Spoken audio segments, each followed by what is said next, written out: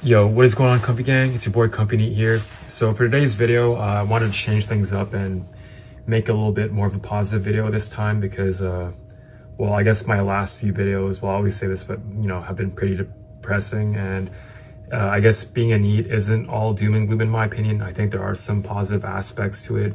So basically, I want to make this video a quote-unquote the many lessons that I've learned while being NEET video, where I talk about some of the more, I guess, positive realizations that I've come to while being a NEET. But I realized that it could probably take me, several, probably at least 15 to 20 minutes per lesson. So instead, I decided to make, individual videos for each of these sorts of like epiphanies that I've come to while being a NEET. And I'm not saying that you have to be a NEET to come to any sort of like realization, let alone the ones that I'll probably be talking about from time to time, but rather that I think being NEET is conducive to, figuring out some things, at least in my case. So yeah, with that said, the lesson which I want to talk about today is basically this realization that it's okay to be a loser, it's okay to be deviant, it's okay to be different, strange, an outcast, weird, and all these sorts of terms that are encompassed by the term loser, because yeah, in my opinion, well, I'll get into that in a bit. But anyways, this is a lesson that I think some people are forced to learn by circumstance. So I guess people that are born, severely mentally ill, autistic, or ugly, or just straight up, genetic fashion, multiple different ways. Sometimes, bad environment, getting bullied, how late growth spurt can also lead to these things happening. Or lead to, these person living conditions which force them to come to this realization. Although a lot of the time they also don't, and, end up, hating themselves, for, not conforming and fitting in and all that. And, in my case, I was more like a normal fag, for most of my life, although I was like on like the lower, basically like failed normie, tier of an individual where I was like just barely scraping by. I had just barely enough to be considered a normie. I had a friend group, and I, went through all the way from kindergarten to high school and like 2-3 years of university. And, this whole time I was just, doing whatever, people said was best for me, living the sort of like cookie cutter, like textbook, way of life.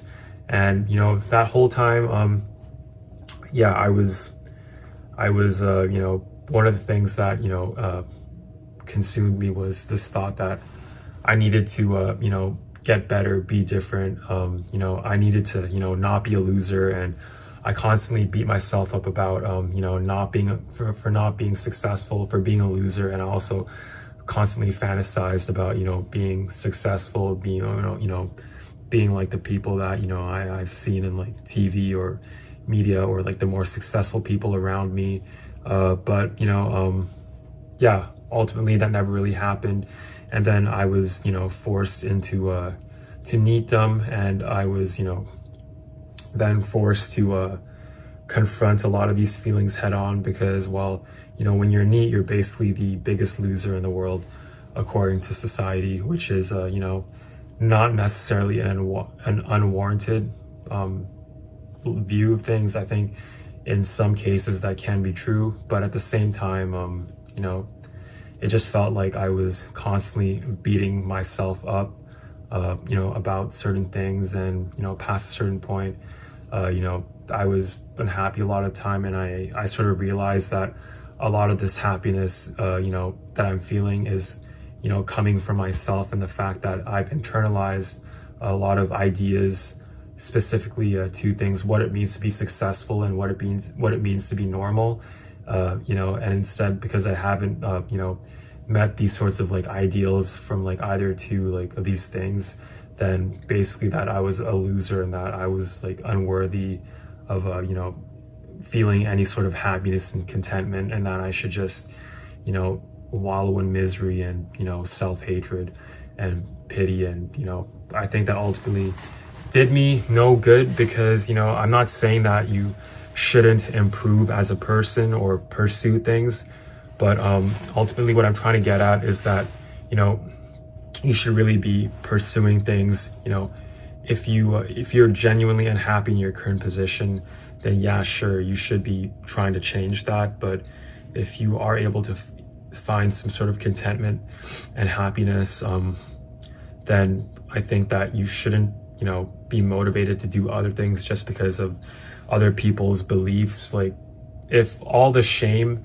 that you feel and all the bad emotions that you feel are coming from what other people are, you know, saying about you or saying about the things you enjoy, then I think all that stuff is ultimately worthless. And I think that's the primary point of this video, is sort of like address these sorts of like, you know, these self-hating, you know, beliefs that I feel like a lot of people are probably subject to, and to make people realize that a lot of these things are, you know, probably, you know, a lot of the pain that people experience is actually, you know, at their own hands, and specifically from the sort of like their own internal monologue, and from them internalizing a lot of, you know, beliefs about what it means to be a person, what it means to be normal, what it means to be successful, in order to avoid being quote unquote weird, a loser, a deviant, strange, an outcast.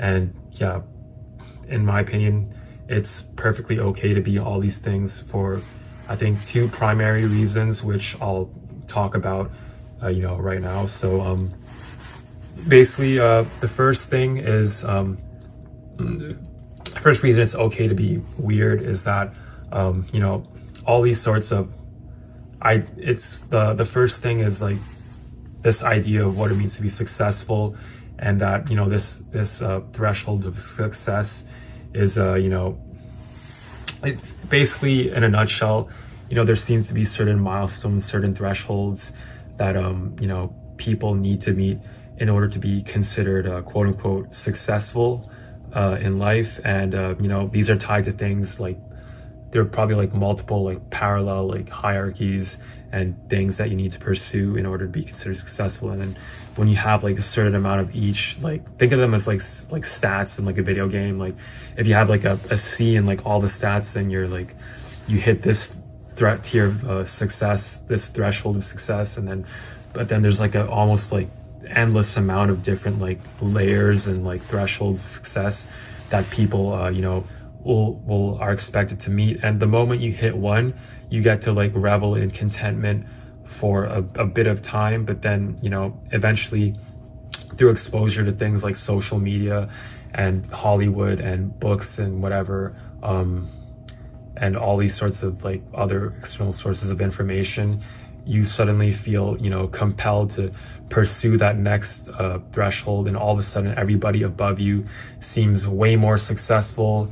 And it also explains a lot of ugly behaviors like downward social comparison and Schadenfreude, because it's like you're trying to compare yourself to other people down below and put them down and all that stuff in order to make yourself feel better about not meeting these sorts of like thresholds, arguably arbitrary at times. Although I think there's an objective component to it. Like there's an objective component to it, but yeah, like you beat yourself up for not meeting these thresholds of success, and basically it makes you both act you know, more cruel and more judgmental to other people below you, and it also makes you judgmental and cruel towards yourself, and contemptful and envious of people above you. And the point is that whether you're a wagey or a wage cuck or a feckless NEET, I think that like ultimately, yeah, like it's just pointless. There's always going to be people who mog you, that, you know, make you look like complete trash in comparison to yourself. A lot of the times the you know, the amount of skill involved in, you know, something like a guitar, for example, or sports is like, it's not linear, but it's exponential. So the higher up in terms of like percentages you go, and like if you're like in the top 5, someone who's in like in the top 1% of a certain pursuit is probably hundreds of times better than the person who's in the top 5%, who's like who's thousands of times better than someone who is in like the bottom 50%. So it just goes to show that there's such a huge, you know, skill level difference between people, and that ultimately yeah. So with that said, I think firstly it's probably unrealistic to compare yourself to people above yourself, just because there are things like genetics and the Pareto distributions at play, where basically like 80% of the talent or positive genetics are possessed by 20% of individuals in society, and this is just immutable fact. It's persisted in all, it persists in all different like populations like of organisms, and it also exists in even things like all the mass in the universe is like contained in like 20% of like the cosmic bodies, stars, planets, star systems, and the rest is distributed among like the remaining 8%. So yeah, obviously there's always going to be that aspect to it where like yeah, you're never going to be able to measure up. So it's really pointless comparing yourself, because in some sense you'll always feel like a loser. And the next thing is that in order to feel any sort of genuine like happiness and satisfaction in life, I think you have to be okay with this idea of being a loser, with inhabiting the bottom rungs of society, because for the longest time I wasn't okay with this, and I feel like it caused me a lot of undue suffering, when in reality like sorry, my stomach is kind of like upset at the moment, but like yeah, like if you're okay with being like the word, I'm not saying you have to be this way, and I'm not saying you have to like stoop down that low, but if you're okay with being in a lesser position than you currently are, like let's say if you're like a wage cuck, but you would be okay with the idea of being a NEET, living in your parents' basement and not doing shit with their life. If you could even fathom feeling contentment from that, or living a way which you consider worse off, then chances are you're probably capable of achieving contentment and happiness in whatever sphere of life or sphere of existence you currently inhabit. And oh fuck, I'm sorry, I just ate actually. So but yeah, like obviously there are exceptions to everything, and like let's say if you're like in the really bottom rungs of society, let's say you're like lolcow, like Christian Western Chandler like tier of an individual, or like Cyrax, like I think he's like the next Chris Chan, or all these like JFS Cobra, like all these sorts of like lolcows, then or like you just gigantic, like you're inviting all this negativity into your life, and you're probably shitty to other people, and you're just like you're engaging in a lot of like self-harm, then yeah, I do believe that in some case that shame can be good, because it can be warranted. Not good all the time, but like a little bit good, because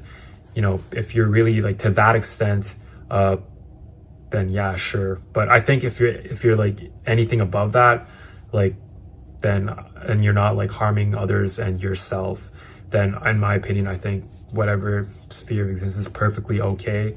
And that yeah, so if you're okay with like being the worst loser in the world, if you're okay with having nothing, then it really makes life more enjoyable, because then you suddenly become content with the things you currently have. So that's the first aspect of being a loser, which I think needs to be addressed. And the second aspect is this idea that being quote unquote normal, being quote not weird, also has to do with like things like engaging in socially acceptable behaviors. Again, there are exceptions to this rule, like behaviors that directly result in like the severe harm of other people. Like everything you do is going to harm somebody at some point, no matter what it is. But when I'm talking about things like assaulting people on the street, physical violence, being a serial killer, being a pedophile, or watching things like snuff and CP that result in the harm of other people, then yeah, sure, I think in that case you should probably be shamed and ostracized for that, you should probably feel pretty shitty about that. But when it comes to things like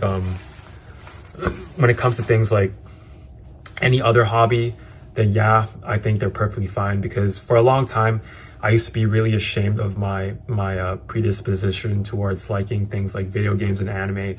And, you know, I was probably always predisposed to be this sort of like nerdy person with like weird, you know, interests. But then, you know, for a especially when you go into adolescence, you kind of become more socially conscious as a person, more conscious of what other people think and do. And, you know, you have this sort of like desire to fit in, and a lot of times it never goes away for people, at least for me, but I'm pretty sure it's like this for a lot of people, and it never truly goes away, in fact. But yeah, like, so like I would do things in secret. I wouldn't really talk about the things that I genuinely enjoy liking. And you know, yeah, like, so yeah, for a long time I was like pathetic, like normal fag who yeah, was ashamed of anime and stuff and all those sorts of things. But over time I realized that, and I even got to the point where like I was, you know, putting myself down in my own head for liking these things, like, you know, saying like self-deprecating, like self-hating thoughts like, oh, like I'm fucking childish for liking this shit, oh, I'm such a degen. Like now I say it ironically kind of, but for a long time I like genuinely believe that like I was just like fucking weird, and like why can't I just like EDM like all the other fucking millennials? Why can't I like you know, this and that? And like, but over time I realized that yeah, it's like, you know, all people's, you know, preferences are entirely arbitrary, and for the vast majority of the time they are you know, probably determined by select few people. What is considered in vogue, popular, is determined by select few people in society, namely the attractive and the extremely wealthy or influential. And, you know, the things that they do, people automatically do because they want to fit in with these people. Like, think about fashion, for example. Like, you could have me dripped out in the most fucking like expensive Balenciaga fucking, I don't know, like puffer jacket, and Tom Ford, not fucking Tom Ford, like, I don't fucking know what guys wear nowadays, like Gucci, all these sorts of like brand name shit. You could put that on someone like me, or some, like, even worse, someone like fucking, like some hideous like troglodyte of a human being. And, you know, you could get fucking some male model, like, I don't know, like who else, like Justin Bieber or whoever like women like nowadays, fucking One Direction, fucking K-pop, K-Chad, and put them in fucking like a Walmart fucking Joe Fresh t-shirt, and all of a sudden that Joe Fresh t-shirt would become popular and start getting scalped by scalpers and being sold for hundreds of dollars. Meanwhile, your Balenciaga jacket would probably just become out of fashion and tacky and outdated.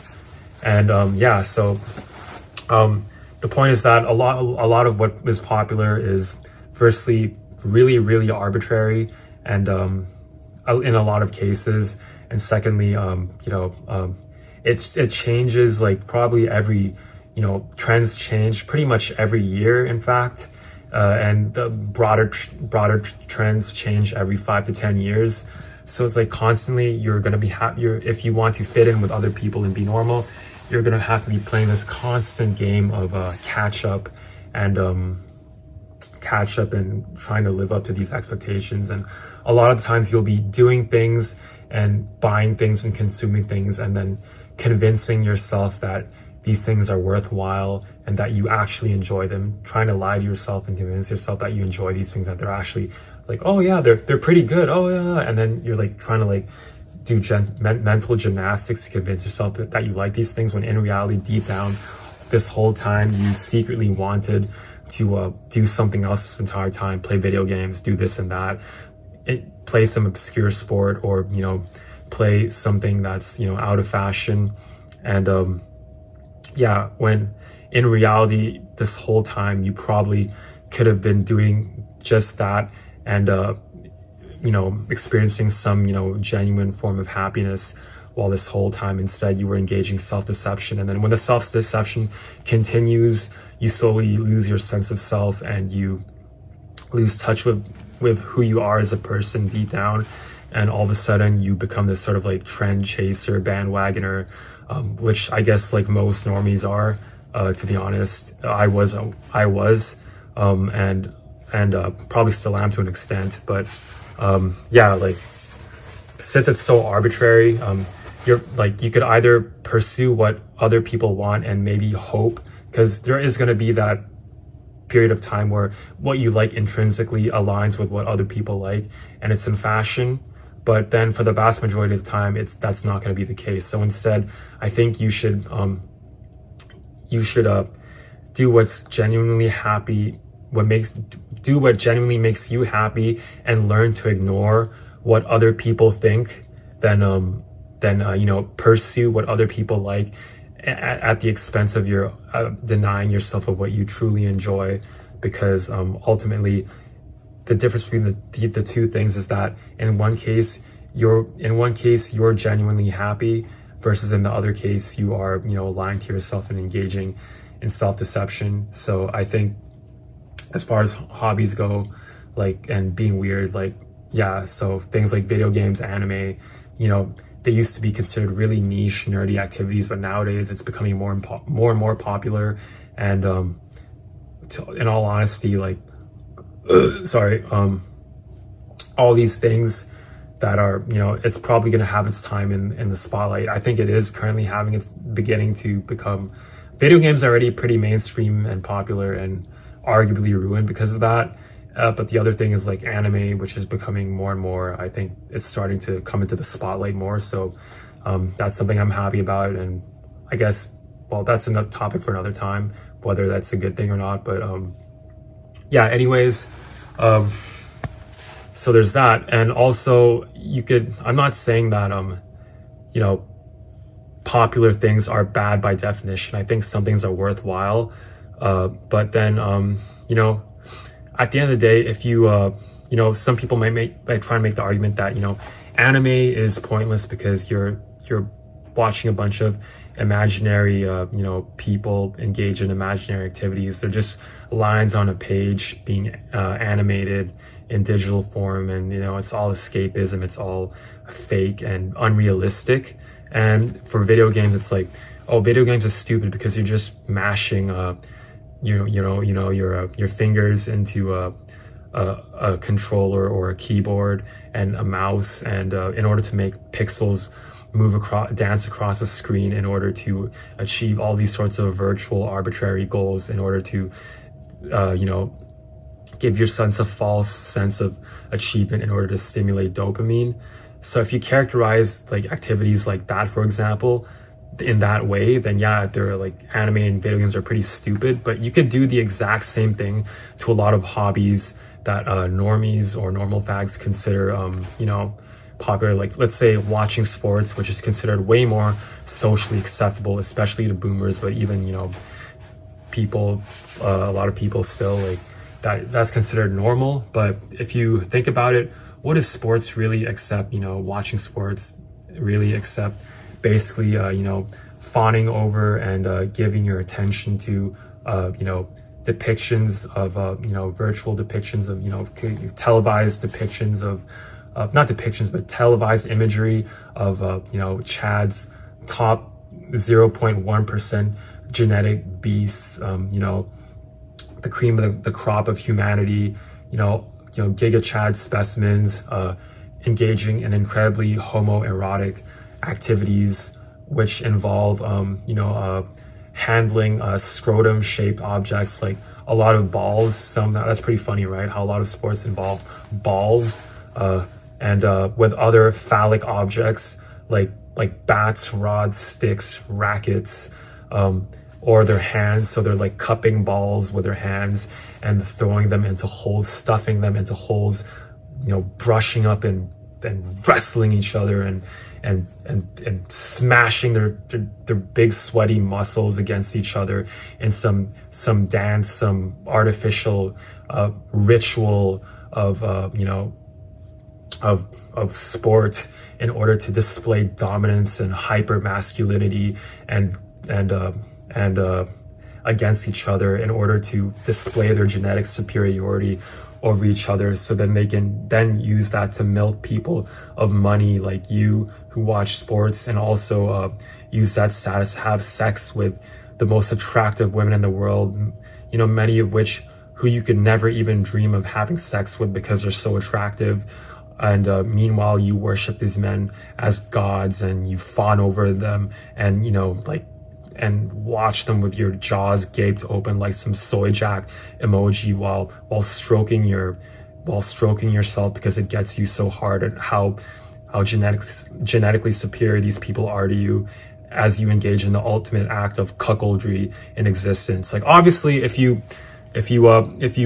characterize, and obviously I don't mean that, like, I enjoy watching like MMA and sports, but I'm just trying to make the point that if you characterize any sort of activity in that light, then yeah, like, everything like seems absurd and stupid. But that's because the vast majority of copes are inherently absurd in themselves. Everything is a cope, everything is escapism, you know. Even sports, playing sports, like, it's like a game of make pretend, of you know, make believe, because all that stuff is important. It's an important part of coping with the meaninglessness of existence. And yeah, like, but ultimately human beings are absurd, humanity is absurd, existence itself is absurd. So yeah, I think that when you really break, you know, things down, like, none of these hobbies are really better than each other. Obviously, you know, some might lead to more physical fitness, some might sharpen your mind more, some might give you more enjoyment, you know, some require hard work, some don't. But the point is that all these sorts of like activities are ultimately, you know, they're not better than each other. So I'm not trying to get people to shame each other in the way I just did, you know, to sports, but instead to basically make it so that people are more understanding of, you know, other people's interests and hobbies, and stop trying to force their aesthetic preferences onto other people. Because at the end of the day, you know, there's 8 billion people, and given the sheer genetic variety out there, you know, no one is going to have the exact same interests and, you know, predispositions and everything.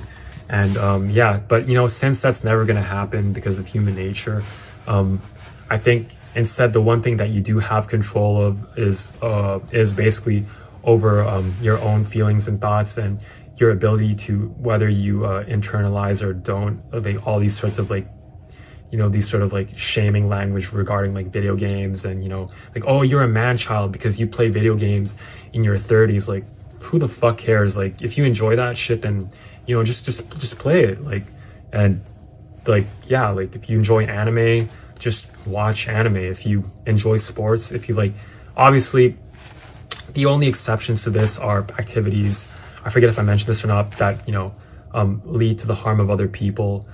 Like, for example, pedophilia, or being a serial killer, assaulting, just wanting to get into like stupid bar fights all the time, or like, you know, watching CP or snuff. Like, obviously that is wrong and, you know, shouldn't be pursued. But I think anything other than that, like, I think it's perfectly okay. And that, you know, yeah, we should just learn to, you know, the one thing that we do have control over is whether we internalize a lot of the shaming language, you know, around certain, you know, hobbies or whatever. Because if you can learn to reject that, then you could, in a way, probably find a lot of meaningfulness and happiness in a lot of different pursuits, instead of just, you know, having this sort of looming thought over your head that, oh, what I'm doing isn't worthwhile because, you know, society tells me it isn't worthwhile. I think, obviously, strike a balance, especially if you have to do things to survive.